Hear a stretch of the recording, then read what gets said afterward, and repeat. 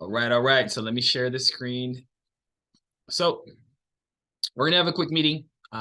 First off, convention is happening next week, so there's no Thursday call. If you guys want one, you guys can do it. We'll be at the convention. But I want to go over what I was thinking about, and also something that leads to convention, which is Jocko Willink and his main call or main, I would say, speeches and stand up in a sense. It's about extreme ownership. He's from a military mindset. I'm gonna play a quick video, and I'm gonna go over what and how it works towards our business. But let me. I'm not gonna fast forward his. He actually talks my speed, so when I try to go too fast, if I fast forwarded it, it sounds funny. So let's play away. People that are working for you are not robots. They're people. And you cannot give them orders and expect them to just execute like a robot would. And the worse your plan is thought out, the less response you're going to get. And just like in business world, the less input I get from you as we create this plan, the less apt you are to execute it correctly. So when it comes to, when you have to go execute something, I want you to plan it. I'm not going to plan it for you. I want you to plan it. Now I'm going to come and check out your plan. And we'll collaborate to make sure it's the best plan, because maybe I have more experience than you, or maybe I have some strategic vision that you don't have. But I want you to plan it. That way you own it. And if you own it, when you go to execute it, you're going to put that much more effort into it. That's hard to quantify, but that's real. That is real. If you come up with a plan, you're going to put more effort and more pride in executing that plan than if I come up with a plan and I give it to you and tell you to execute it. That's just a reality. I don't care who you are. That's a reality. So that type of thing is absolutely true. And the other piece of this is this idea of, just that we're going to order everyone to do what to do, and they're just going to do it. If the military was like that, then military leadership would be the easiest thing in the world. It would be so easy because you just tell your guys what to do and they go do it. And guess what? Being a business leader would be the easiest, because I was having this conversation. I always have this conversation, which is, my guys wouldn't just do what I told them because I outrank them. And I kind of get that funny look. Let me ask you this. I'm here because your employees aren't doing what you want them to do, right? Can you just fire them? Well, you can't realistically fire them, but don't they work for you? Aren't they supposed to follow you because you're in charge and you write their paycheck? But all of a sudden, they're not doing what you tell them to do. Why is that? It's the same exact reason, because they're people. And guess what? People want to own their own destiny. They want to be in charge of what's happening. They want to take ownership. They want to create the plan. That's how they want to go through life. They want to go through life being treated like a robot. They want to be treated like a human. So don't talk to me about, well, it was easy for you because you had these highly trained, highly disciplined, Terminator robots that worked for you. Not true. In fact, the opposite. I had a bunch of hard-headed, the guys that you talked about earlier, I had a bunch of hard-headed, very determined, thick-skulled guys that, I had to get them to do what I wanted them to do. I had to get them to want to do what I wanted them to do. I had to make them think that it was what they wanted to do. That's the goal. And that's what the leadership really comes. That's what leadership is, because ordering people to do things does not work. You actually have to lead them. And that's another buzzword out there is accountability. You got to be accountable. You got to hold your people accountable. And to me, accountability is a tool. It's a tool of leadership, but it's not the primary tool of leadership. It's actually a crutch. It's actually a tool to use when you don't pull off leadership correctly. So what you want to do, I talk about this all the time. I didn't hold my guys accountable. I didn't, walk down the line and inspect what they were doing. And no, I didn't have to hold them accountable. They wanted to do the right thing. They wanted to do what was aligned with the mission. I had to hold them back. Never mind make them do it. And that's what leadership is. It's not about accountability. It's about leading and getting them to lead themselves and getting them to take ownership of things. That's when you've succeeded as a leader, when you're just about out of a job. When you're sitting back and you don't have to do anything because your frontline troops and your subordinate leadership is making things happen with almost no effort from you. And the only time you have to step in is when something's going sideways or you see something getting off track, you got to step back in there. But the ideal is that you can sit back, observe, start looking at what the other strategy is, what to do next, other problems, other parts of the world, but you can just let your people do what they want to do because they want to do it, not because you have to breathe down their shoulder and hold them accountable. Not To watch the rest of this fascinating interview, All right, so that really applies to us, right? Because like in our business, we're not each other's bosses, we're not each other's subordinates. Okay, you're downline, upline, all that. We're just all coworkers. Like I can't make you do anything, you can't make me do anything. We're all in it for ourselves, but we're supporting each other.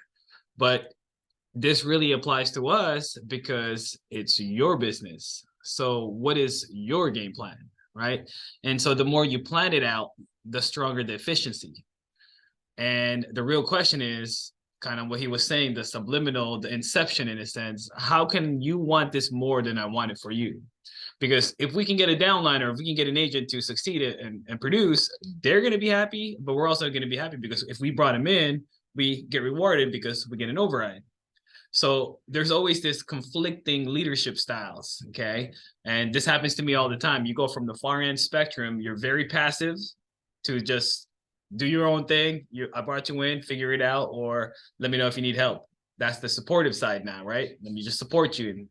Now let me just show you a little bit. Let me guide you to now being influential, to too much, to micromanagement, to dictatorial, right? So where do you fall in line, and where does your team fall in line? Okay, and if you're one man, look at yourself. How do you want to be led? You know, do you want to be left alone, or do you want to be shown hand in hand? Okay, because each individuals have their own learning methods as well. So in FFL, we have a plug and play system, right? Ernest, the other day, I was telling him, hey, do you want to go to convention? He's been to a couple, so it's nothing new for him. And he said, I pretty much got the gist of convention, really. You buy a shit ton of leads, you give them a call, and you book appointments. And if you're not making money, it's because you're not buying enough leads, you're not sitting enough with clients. Yeah, overall, that's agreeable, right? That's true. So what's the missing piece? So why isn't everyone following the system, right? Why doesn't everyone follow it? It's not the reason why is because it's not your plan. It's not your system. We have a guide, but it's up to you to turn this into your own ownership in your own business. So since you're in your own agency, what is that business plan from your perspective, right? What is that perfect game plan that you want to have? And can you attain your desired results from that game plan? So the more we can ask questions for you to build your team and your group and your sales force and yourself, what is your desired income results? Okay. What is your desired hours? How many hours do I want to put into this business? What's your desired skills? What sales ability, recruiting ability, personal ability, follow-up ability? What is these desired skills that you need? Okay. And what's your desired schedule? So it really just comes down to the more you can create the extreme ownership, the more you plan it out thoroughly, the more you're going to have control that you created. And the more control you created, the more disciplines you're going to have from what you chose and what you agreed to. So you need to set your own agreements from that. So just to leave it out here to finish up what I'm getting at, this is one of my main mottos. When I have an agent who doesn't listen, when I have an agent who I tell them do this and they don't do it, I just come back and say, it's your business, man. It's your money. You choose what you want to do. But if you're not having the success, we're here to help you. But if you're not going to listen, what can I do for you? You know, I'm going to continue to make money. I'm going to continue to build. I'm going to continue to do what I'm doing. It's up to you to decide what you want to do. So to create that extreme ownership, what is it as an individual do you want out of this, right? So how many sales do you want? What time should you start waking up? Okay, I can't tell you to wake up at 7 or 6 or 5 or 8 if it's being told by me instead of you. Okay, so going back to Derek, we had an earlier conversation. He decided to wake up at 5 o'clock. And since he decided that, he created that discipline for himself. And guess what? Now the discipline and the habit is following up and kicking in. Now he's waking up at 4:45, 4:50, 10 minutes earlier because he created that control. Same thing to Misha. Misha decided, I'm going to start being in the office at 6 a.m. Of course, it sucked at the beginning, but now it's become such a system that it's easy for him. It's a part of his business. He decided that control. So when should you clock in? It's your business. It's your money. When should be my first appointment be? What habits do I need to build? How many hours am I going to put into the business to make phone calls? Hours to study. Who should I be reaching out to? How often do I need to speak with the mentor and upline to help guide me, to help readjust, to help pretty much re-guide me to the business? Okay. So start thinking bigger into your business, but also start thinking about your individuals that you're influential with. Okay. It's from business, it's from work, family. But we got to look at it from having that person have full control in their business, having that first person decide what they want to do with it, and then kind of just the accountability part he talked about at the end was the best, because like the accountability only happens when things didn't go right. It's not the let me tell you what to do, let me reprimand you and give you the accountability, right? So you'll start noticing the people that are very successful in this business, they chose that. Okay. The people that are doing well, they're consistent. You got to just look at it. They're consistently choosing to buy leads. They're consistently choosing to go to work. They're choosing their hours. They're filling up their blank space in their schedule. They're thinking about their business on and off. But it's all about you. You know, if you're part-time, you turn this on when you want to, you're going to get those part-time results. But the more you invest into your business, the more you fine tune your game plan, the better it's going to be. So let's have those conversations, have the individual conversations for yourself. You get to figure out what I want to do, what I want to sacrifice, what I want to make, when do I need to get to these goals? And it's your business. So at the end of the day, it's your business, it's your money. Let me know how can I help you with your business.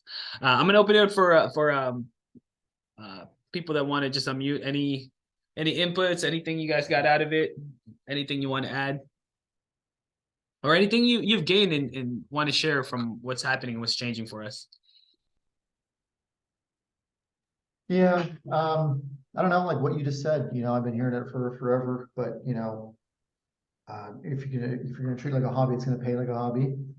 So, and then, John Wetwer actually said the same thing when he came into the office. He was like, out of all your dials, out of all your recruiting calls, your appointments, and he's like, it's not even anywhere near 40 hours a week. It's like, people say they dial all day, but really, so like I kind of did that. Like I was kind of auditing my numbers, and yeah, I'm still not even close. But like I from what I've increased, it's shown efforts, and I'm guaranteeing Misha, will say the same thing. It's like just showing up and doing a little bit more is already producing results. So it's like if we were to do that full 40 a week, like a normal job in most of America, then it'd just be ridiculous. And it's crazy because like you just posted something like 2 days ago or a day ago saying like a 4-family plan helped out, and then 2 more in that morning. So you did like 6 families off of one day's effort, right? Yeah, man. Like it was like Wednesday night, 2,600 or 2.6 families, and then the next morning was like another 2.5 families. So right. So imagine like, okay, we have the opportunity, we have the ability, we have the price, we have the sales. It's up to us what we need to do, and then how much more money we can get out of this. So, yeah, but it's working. Things are changing for you. Jason, you had something to share? Yeah, again, I don't know if you already talked about it, but man, I can't tell you how much like just the live dials have been helping me. Just watching everybody, and I know a lot of people are on mute all the time and whatnot, but just like working with other people, because half the time I'm in this bedroom, you know what I mean? And it's tough to stay focused, but when I see other people doing it, man, it holds me accountable, because I'm like, ah, crap, if I'm not on, they're gonna know I'm not on. You know what I mean? So I like that aspect a lot. Yeah, so that's good. And you're choosing that. You're choosing that. Yeah. You're creating that accountability for yourself. No one's telling you when to be on, when not to. And watching and listening to everybody, I just got off the phone. I just had my first phone sale. There Right you now? go. I like I thought that. you already Oh, told me the Misha, other day. yeah, baby, let's go. Misha. I like Come on. it. I thought you made one before. Well, this is like the first like true phone sale. He was in Indiana. I'm here. Not like a accidental phone sale. This is like a call to close. One Nice. call close. Yeah, baby. Let's go. Oh, let's go. You posted It on went it? to it went to underwriting. but that's all right. Hey, Right. not bad. I know, man. Oh. It feels good. So imagine like the uncomfortableness you had before, like I can't do phone sales, I can't do this. Like little things Big happen, time. man. Big time. My anxiety really kicks in for phone sales for some reason. I don't know. It's like the first time I went door knocking. That's how I feel doing these call to close things. I don't know. It's just like, you know, but Those miles it per feels dial. amen, baby. But then Dude, it then makes you're a gonna difference. end up getting addicted to the phone. That's I what's know, up. right? I know. So now I'm trying to figure out a way to do that because with these, like just 5 weeks a day, like I need to figure out a way how to make more phone calls and do that better, you know? Like if I don't know, we could talk about it later, but yeah, I don't know. I'm Well, excited, Same for man. me. That's what happened to me though. I mean, by doing the mental shift, make the decision to show up earlier. I mean, everything started happening. I was more dedicated to more phone calls.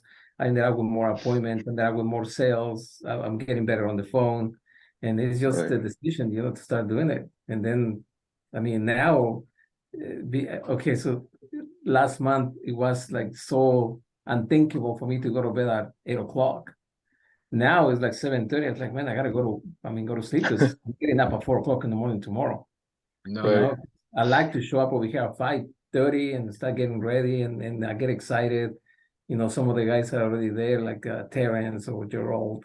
They're already there, and it gets the day going. And yesterday I was talking to my wife, and I didn't realize that this month I've been doing 12-hour shifts.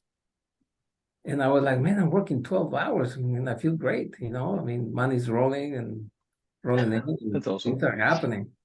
And even my schedule, look at my schedule. I don't know if you guys can see it. Yeah, I see it. Full of appointments. Before, I mean, last month I didn't have that many. Yeah. But, so it's just a decision to shift a little bit your actions. And like John said, get comfortable with uncomfortable, and Amen. things start happening. And they're happening Yeah, for all of I us. told my wife, I said, I feel uncomfortable doing it. That must mean it's the right thing to do, you know? There you go. There So you yeah, go. man, we're kicking off, man. This year, doing well for us. Keep increasing that intensity in the sales, and in the next part, once we're all comfortable, now we can challenge each other and be competitive, right? Because before, when we try to throw a competition, you psych yourself out. Like I don't know if I could do it, but now that we're in like good levels, now we can start throwing numbers at each other and say, okay, I'm going to beat you, and I'm going to beat you for this. Well, how about if next month, I mean, all of us sell at 10 and then you buy steak dinner? Okay, Dude, 10 what, man, 10K? I Oh mean, man, we got to start going 30Ks.